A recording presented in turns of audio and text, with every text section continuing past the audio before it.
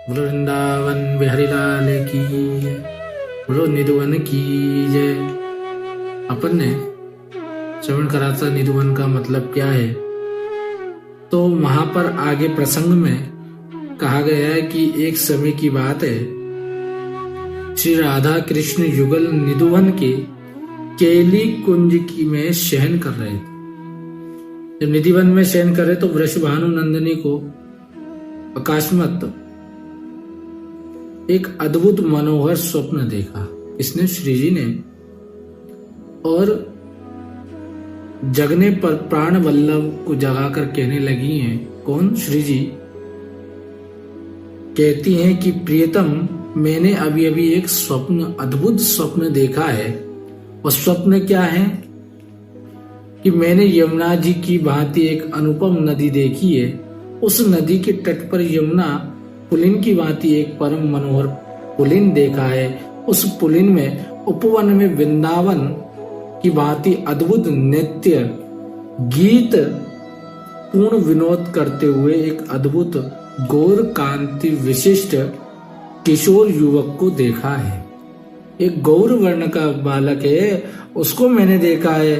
और वो भावावेश में होकर हा कृष्ण हा राधे बहुत जोर से चिल्ला रहा है। ऐसा है कौन? तो प्रियतम, मैं उसे देखकर सोचने लगी।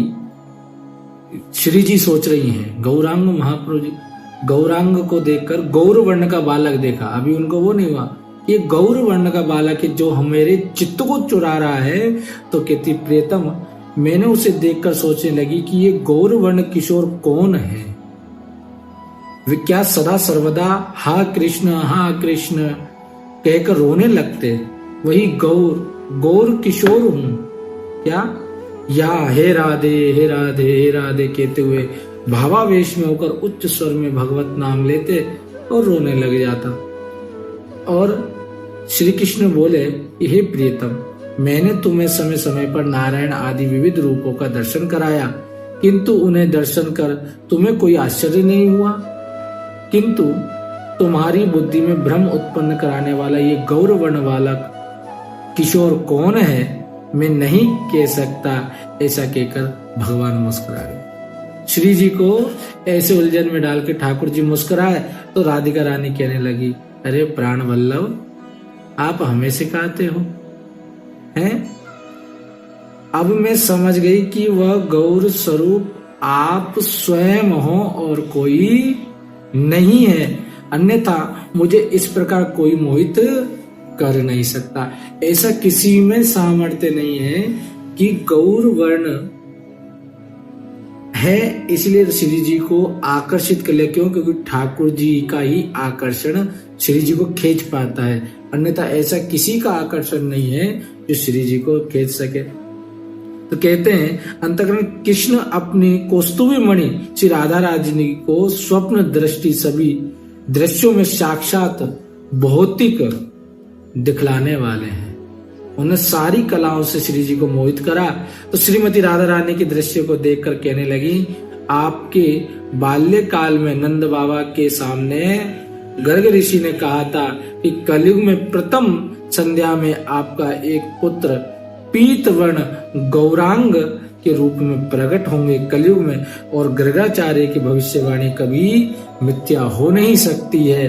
तो अतः मेरे स्वप्न सत्य है, वह स्वप्न दृष्टि गौर किशोर आप ही हैं और कोई नहीं है। ये सुनकर श्री कृष्ण ने कहा, है प्राणेश्वरी, तुम्हारे भावों का स्वाध्याय करने के लिए, तुम्हारी गौर क्रांति तथा हृदयगत भाव को ग्रहण करने के लिए महाप्रभु जी, जो भगवान कृष्ण महाप्रभु जी का मिलित अवतार है राधा रानी, और तो राधा प्रेम को अपने में लाने, दिखाने, करने में, इन सबको प्रेम जागने के लिए ही गौरांग महाप्रभु जी ने लीला करी। इस तरह श्रीमती राधा रानी ने उनको प्रेमावेश में करता यथावत दुर्लभ प्रेम का वितरण करके ही महावंदन गौरांग के रूप में अवतरित हुए, और तुम सभी मेरी परिकरों के रूप में मेरे साथ भूतल में अवतरित हुए। भगवान ने ये सारी चीज श्री जी ने बताया।